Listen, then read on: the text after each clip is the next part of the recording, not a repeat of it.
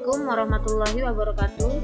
Masih bersama saya Sukma Laili yang hari ini akan menjelaskan materi tentang utang lancar. Bagaimana kabar kalian? Semoga dalam keadaan sehat walafiat. Hari ini kita akan belajar mengenai macam-macam utang lancar.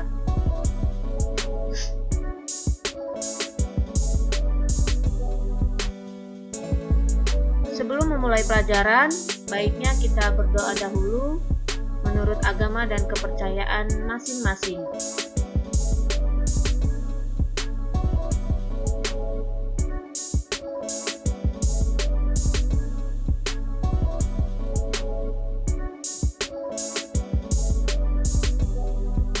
Kita masuk ke dalam kewajiban lancar. Apa itu kewajiban lancar? Kewajiban lancar adalah utang yang diharapkan akan dibayar dalam jangka waktu 1 tahun atau 1 siklus operasi normal perusahaan dan dengan menggunakan aset lancar yang ada atau hasil dari pembentukan kewajiban lancar yang lain.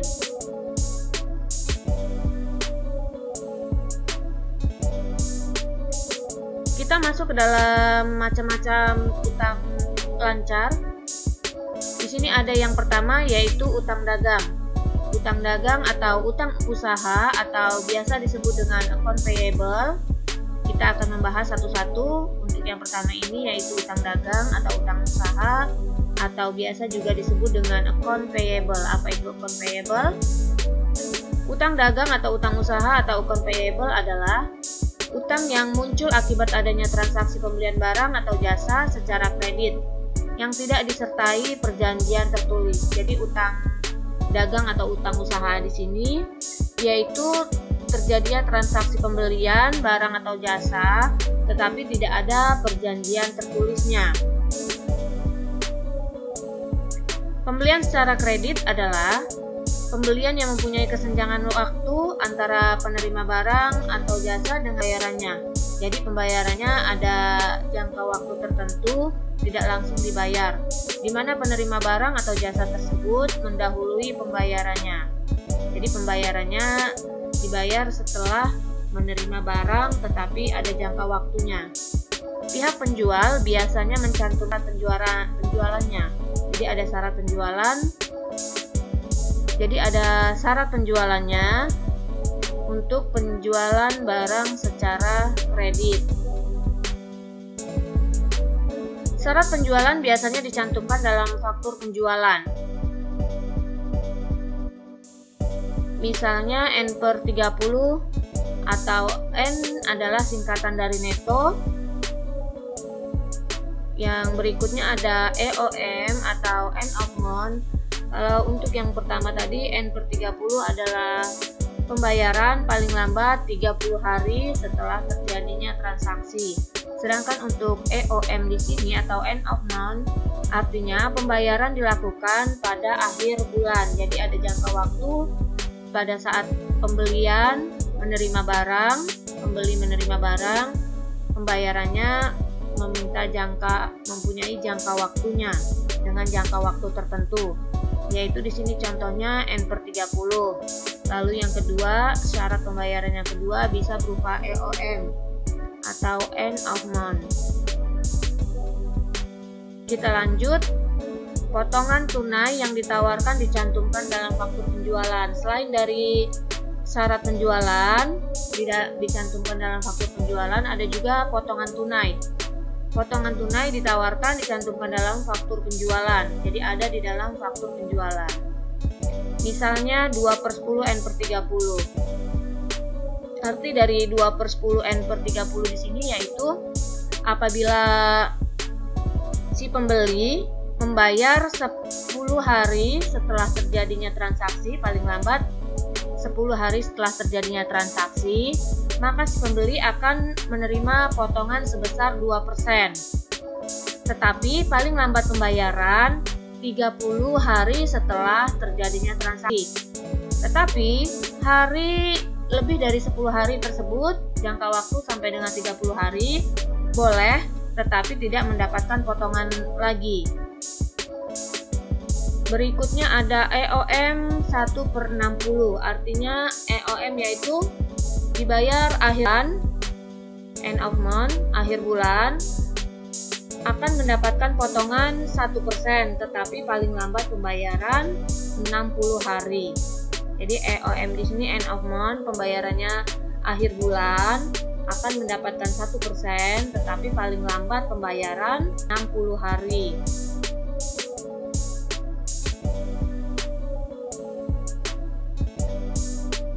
Kita lanjut untuk masuk ke contoh soalnya. Contoh soal yang pertama ini merupakan contoh studi kasus 1. Kita lihat, PD Anugrah belum mempunyai PKP pada tanggal 3 Maret tahun 2021 membeli barang dagangan secara kredit dengan harga Rp1.000.000 dari PT Indofood, bukan PKP atau bukan pengusaha kena pajak, dengan syarat 2/10 N/30. Jadi ini ada ada syarat pembayarannya 2/10 N/30, tadi sudah dijelaskan. Arti 2/10 N/30 yaitu apabila pembayaran dilakukan 10 hari setelah terjadinya transaksi, maka si pembeli, di sini pembelinya yaitu PD Anugrah, akan menerima potongan sebesar 2%, tetapi paling lambat pembayaran 30 hari setelah terjadinya transaksi. Jadi itu berarti jika PT Anugrah membayarnya selama 10 hari, di sini yang paling lambat terjadinya transaksi tanggal 3 Maret, paling lambat tanggal 13 Maret, maka mendapatkan potongan sebesar 2%. Tetapi boleh pembayarannya selama 30 hari jangka waktunya setelah terjadinya transaksi. Maka kita bisa lihat jika pencatatan menggunakan sistem fisik, jurnal yang diperlukan untuk mencatat transaksi di atas adalah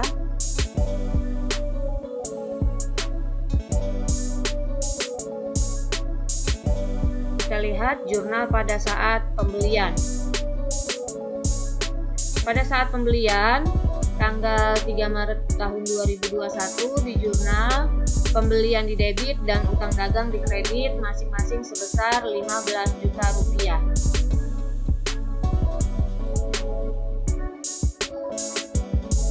Yang kedua, jurnal pada saat pelunasan pada masa potongan. Maka jurnalnya kita lihat, apabila mendapatkan potongan sebesar 2%, maka perhitungannya 2% dikali Rp15 juta, yaitu didapat Rp300.000. Maka jurnalnya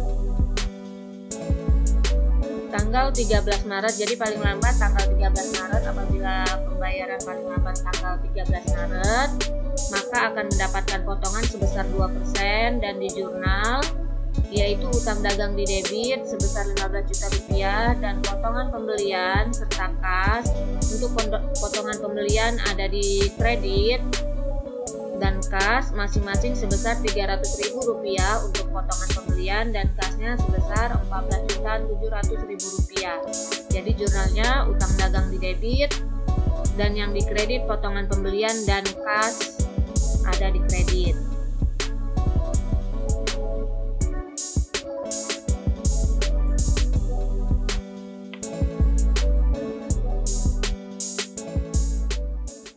Kita lanjut, apabila pembeli membayar lunas setelah tanggal 13 Maret tahun 2021, maka jurnal yang dibuat tidak mendapatkan potongan, yaitu jurnalnya kas di debit Rp15 juta dan utang dagang di kredit sebesar Rp15 juta. Jadi pembayaran apabila dilakukan 10 hari setelah terjadinya transaksi, yaitu paling lambat 10 hari setelah terjadinya transaksi tanggal 13 Maret, maka akan mendapatkan potongan. Sedangkan lebih dari 13 Maret tidak akan mendapatkan potongan lagi, jangka waktu paling lambat 30 hari setelah terjadinya transaksi, yaitu tanggal 2. jurnalnya, kas didebit 15 juta rupiah dan utang dagang dikredit sebesar 15 juta rupiah.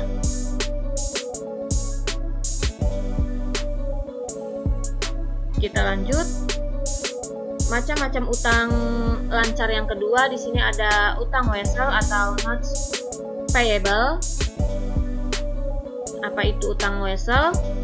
Utang wesel atau notes payable adalah kewajiban yang didukung dengan janji tertulis untuk membayar kepada pihak lain dalam jumlah tertentu yang ditetapkan. Dari sisi pembeli, janji tertulis ini disebut promise atau wesel bayar. Jadi bagi si pembeli, membuat surat perjanjian ini dinamakan promise atau wesel bayar. Dari sisi penjual, janji tertulis ini disebut piutang wesel atau wesel tagih.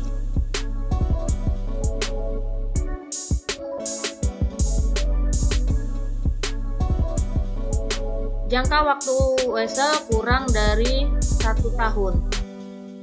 Jadi karena terutang lancar, maka jangka waktu utang wesel biasanya kurang dari 1 tahun.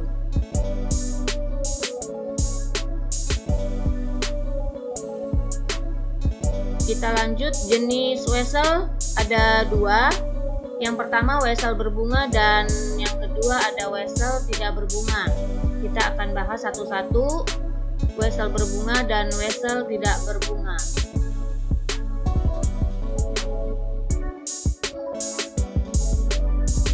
Yang pertama untuk wesel berbunga. Wesel berbunga berarti pemegang wesel bayar akan dikenakan bunga sebesar yang tercantum dalam wesel.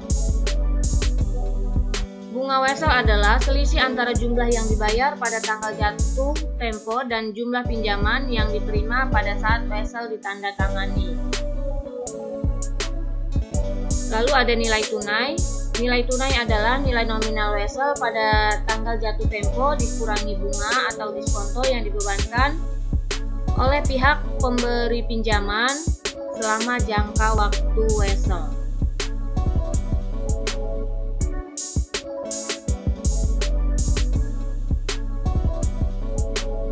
Kita lanjut masuk ke dalam contoh studi kasus 2 mengenai wesel berbunga. Di sini ada PT Maju Bersama membutuhkan dana sebesar 100 juta rupiah. Bank Mandiri menyetujui memberi pinjaman sebesar 100 juta rupiah pada tanggal 1 Oktober 2020 agar menandatangani sebuah promise dengan bunga 12%. Dengan jangka waktu 4 bulan, akun yang dibuka yaitu kas dan utang wesel. Kas dengan nomor akun 111 dan utang wesel dengan nomor akun 212. Maka jurnal yang dibuat oleh PT Maju Bersama pada tanggal 1 Oktober tahun 2020 adalah kas didebit sebesar 100 juta rupiah dan utang wesel dikredit sebesar 100 juta rupiah. Jadi jurnalnya kas debit dan utang wesel dikredit, yaitu jurnal yang dibuat pada tanggal 2 Oktober.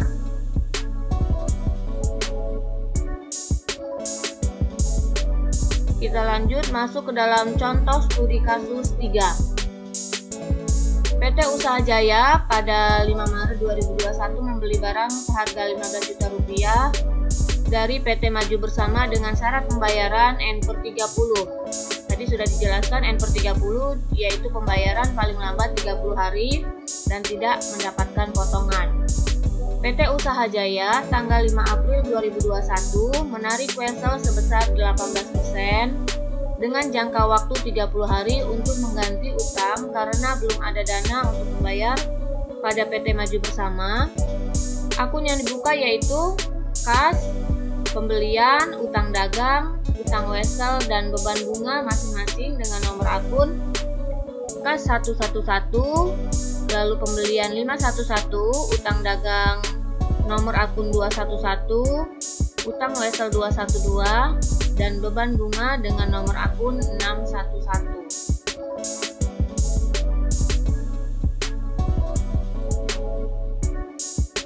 Sebelum melakukan pencatatan, kita hitung terlebih dahulu jumlah bunga yang diperoleh dengan cara yaitu bunga 30 hari 15 juta, nominalnya 15 juta dikali 30 hari, karena dia hari maka dibagi dengan 360 hari, karena 1 tahun ada dihitung 360 dan dikali 18%. Maka jumlahnya yang didapat yaitu sebesar Rp225.000.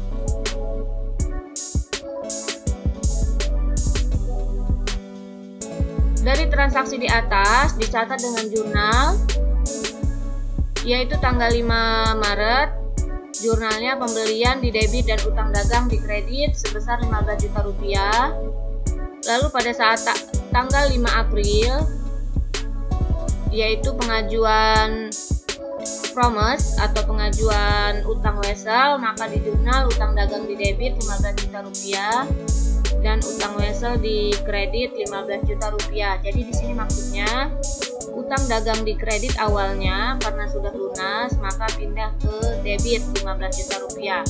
Tetapi muncul utang yang lain yaitu utang wesel.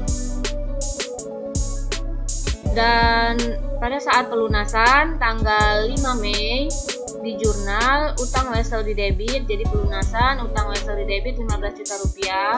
Karena wesel tersebut ada bunganya, maka ada tambahan bunga, beban bunga di debit Rp225.000. Maka bagi si kreditur atau yang mempunyai utang, kas di kredit mengeluarkan uang kas di kredit sebesar Rp15.225.000. Jadi jurnalnya utang wesel di debit 15 juta rupiah, beban bunga di debit Rp225.000 dan kas di kredit Rp15.225.000.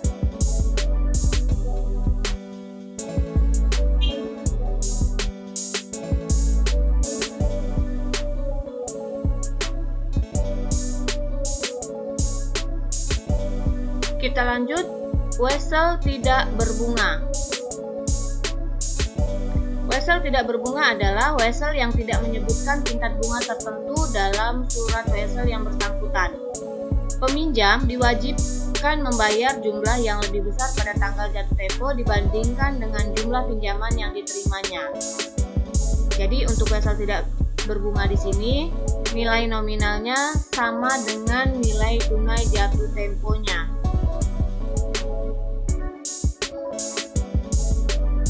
Kita masuk ke contoh studi kasus 4. Pada tanggal 8 Maret 2021, CV Mandiri membeli barang dagangan kepada CV Sukses seharga 15 juta rupiah dengan menandatangani wesel jangka waktu pelunasan wesel selama 3 bulan. Pencatatan persediaan menggunakan sistem fisik.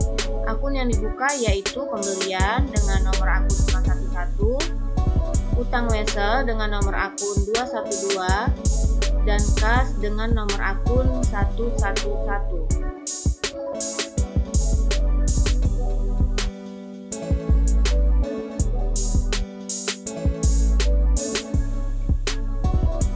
Jurnal pada saat transaksi pembelian dan penandatanganan wesel adalah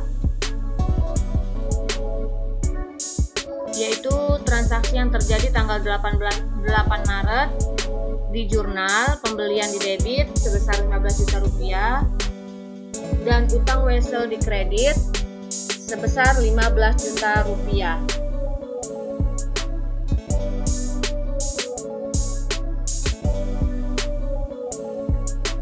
Lalu, jurnal yang dibuat pada saat pelunasan, CV Mandiri membayar sebesar nilai nominal yang tercantum dalam wesel bayar. Maka jurnalnya yaitu utang wesel sebesar 15 juta rupiah di debit dan kas di kredit sebesar 15 juta rupiah. Jadi perbedaan antara wesel tidak berbunga dengan wesel berbunga di sini yaitu apabila wesel tidak berbunga, maka pada saat nilai tunai jatuh tempo sama dengan nilai nominalnya yaitu sebesar 15 juta rupiah. Sedangkan apabila dia wesel berbunga, nilai nominal ditambah dengan nilai bunga ditambah dengan bunga, itulah nilai tunai jatuh temponya.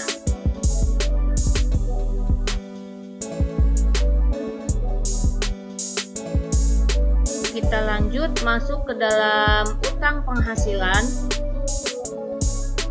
Macam-macam utang yang kedua, ada yang ketiga. Yang pertama tadi ada utang lancar atau utang dagang, lalu ada utang penghasilan, ada utang wesel. Utang penghasilan atau pendapatan diterima di muka adalah penerimaan untuk pembayaran barang atau jasa yang akan diserahkan kepada pihak lain pada periode yang akan datang. Dengan kata lain, pendapatan yang belum menjadi hak tetapi uangnya sudah diterima. Jadi di sini kita menerima pendapatan dulu terlebih dahulu, baru barang yang dipesan atau jasa diserahkan kepada pihak lain pada periode yang akan datang. Penerimaan pendapatan di muka dalam waktu tidak lebih dari 1 tahun, maka termasuk ke dalam utang lancar.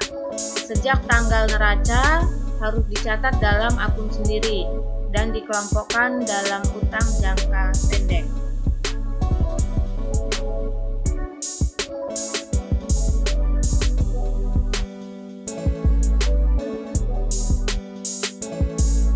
Kita lanjut masuk ke dalam contoh studi kasus 5. PT Cahaya menyewakan gedung pada tanggal 1 Maret 2021 sebesar Rp60 juta kepada CV Aneka untuk 1 tahun sejak 1 Maret 2021 sampai dengan 28 Februari 2022. Jurnal yang dibuat PT Cahaya untuk mencatat penerimaan sewa tanggal 1 Maret 2021 dengan menggunakan pendekatan laba rugi, yaitu dicatat sebagai pendapatan adalah di jurnal pada tanggal 1 Maret kas di debit sebesar Rp15 juta dan pendapatan sewa di kredit sebesar Rp15 juta.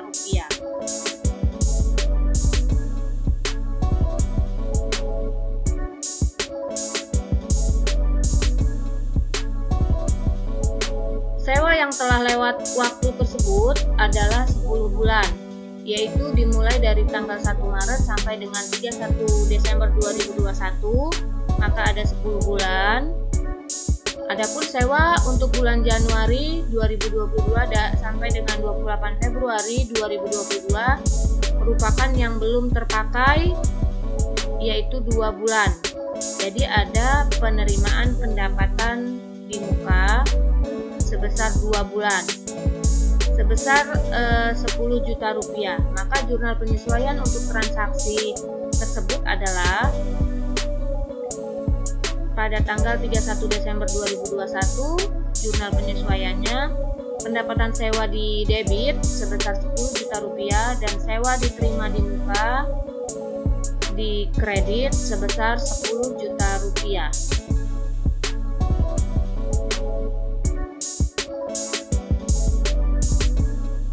Kita lanjut masuk ke dalam utang, macam-macam utang. Yang keempat ada utang pajak.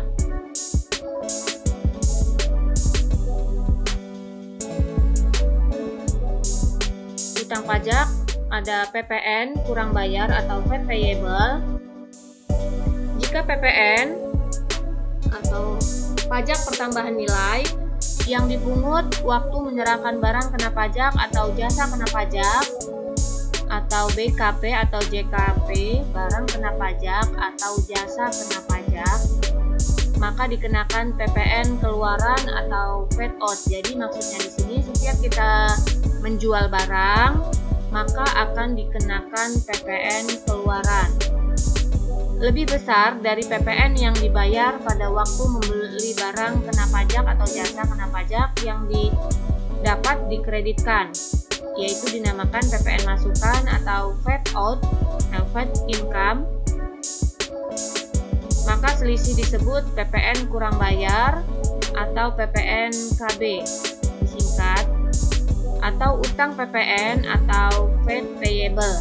Jadi di sini maksudnya setiap kita membeli barang akan dikenakan PPN income atau VAT income, PPN masukan. Dan kebalikannya, apabila kita menjual barang, maka barang tersebut dikenakan PPN sebesar 10%, namanya pajak keluaran atau VAT outcome. Selisih antara PPN income dan PPN outcome masuk ke dalam PPN kurang bayar apabila selisihnya lebih besar PPN outcome daripada PPN income.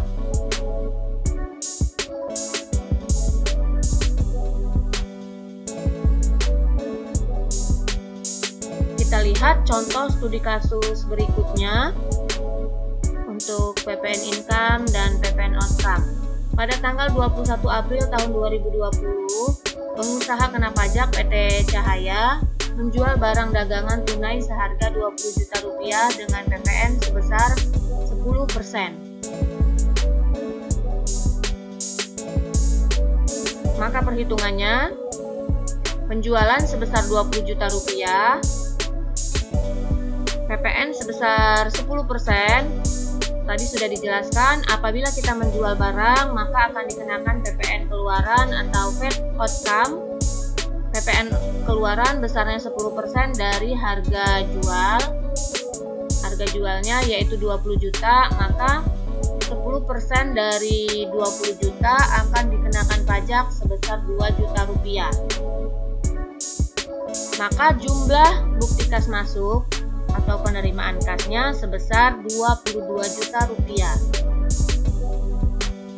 Lalu jurnal, apabila kita menggunakan metode fisik, maka di jurnal pada tanggal 21 April tahun 2020 kas didebit 22 juta rupiah dan penjualan dikredit serta PPN keluaran dikredit, yaitu masing-masing angkanya penjualan 20 juta rupiah dan PPN keluaran 2 juta rupiah. Jadi di jurnal kas didebit, penjualan dan PPN keluaran di sebelah kredit.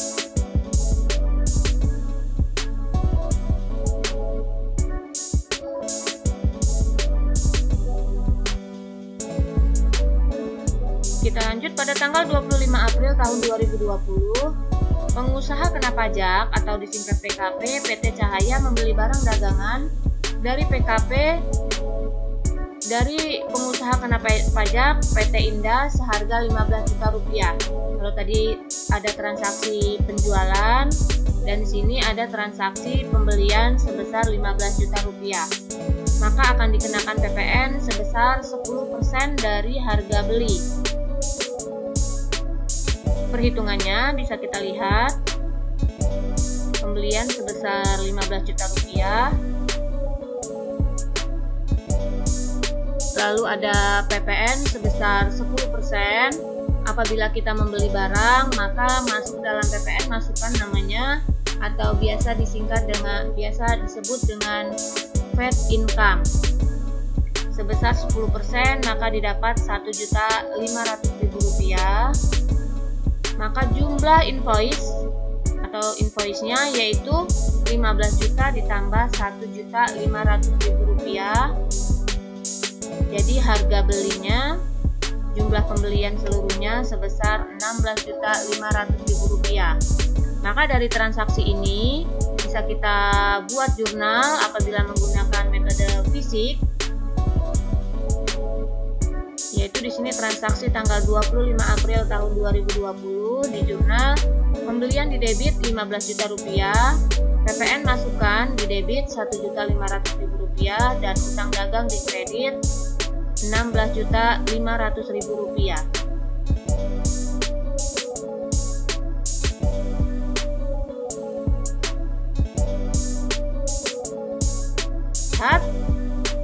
Perhitungan PPN per 30 April tahun 2020. Tadi ada yang pertama ada PPN keluaran sebesar 2 juta rupiah. Lalu ada PPN masukan sebesar Rp1.500.000. maka selisih antara PPN keluaran atau PPN outcome, Fed outcome dengan PPN masukan atau Fed income 2 juta dikurangi 1.500.000 rupiah, selisihnya 500.000 rupiah masuk ke dalam PPN kurang bayar atau Fed payable.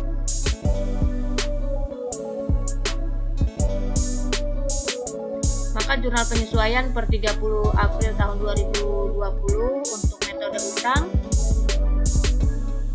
adalah yaitu jurnalnya PPN keluaran yang awalnya ada di kredit kita pindahkan, dan di jurnal PPN keluaran di debit sebesar 2 juta rupiah. Lalu PPN masukan ada di kredit sebesar 1 juta rupiah. Selisih antara PPN keluaran dan PPN masukan masuk ke dalam utang PPN atau Fed payable sebesar 500.000 rupiah. Apabila penyetoran PPN kurang bayar pada tanggal 15 Mei tahun 2020, maka di jurnal utang PPN yang awalnya ada di kredit sebesar 500.000 rupiah karena ada pelunasan, maka di jurnal utang PPN di debit 5 rupiah dan yang di kreditnya kas sebesar 500.000 rupiah.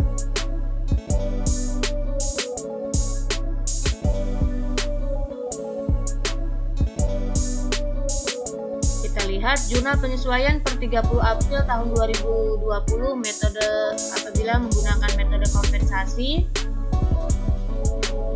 maka jurnalnya PPN keluaran di debit 1.500.000 rupiah dan PPN masukan di kredit sebesar 1.500.000 rupiah.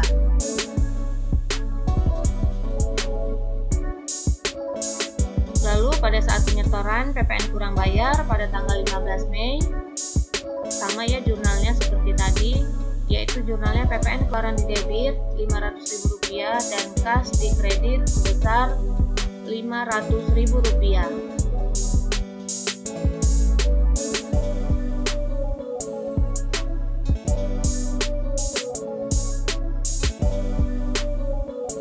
Kita lanjut. Utang yang kelima, ada utang beban atau beban berutang atau biasa disebut dengan accrued expense, adalah utang karena perusahaan sudah manfaat tetapi perusahaan belum membayar, sudah memakai biaya atau beban tetapi perusahaan belum membayar. Utang biaya merupakan biaya yang belum dibayar.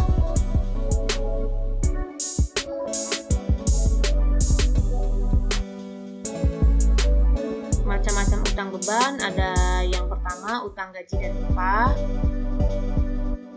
adalah kewajiban bagi perusahaan kepada karyawan dalam bentuk upah atau gaji sebagai balas jasa atau kompensasi atas hasil kerja. Jadi perusahaan sudah menerima kompensasi kerja karyawan tetapi belum menggajinya, maka akan dinamakan sebagai utang gaji dan upah.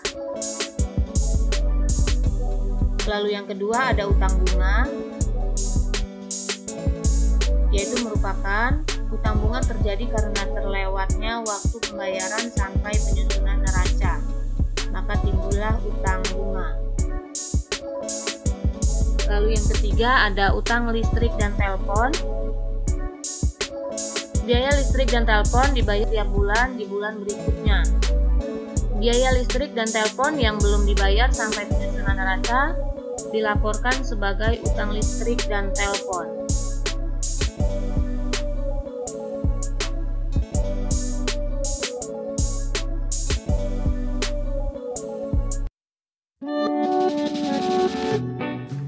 Kesimpulan pembelajaran kita hari ini tentang utang lancar, yaitu utang lancar merupakan utang yang jangka waktunya kurang dari 1 tahun.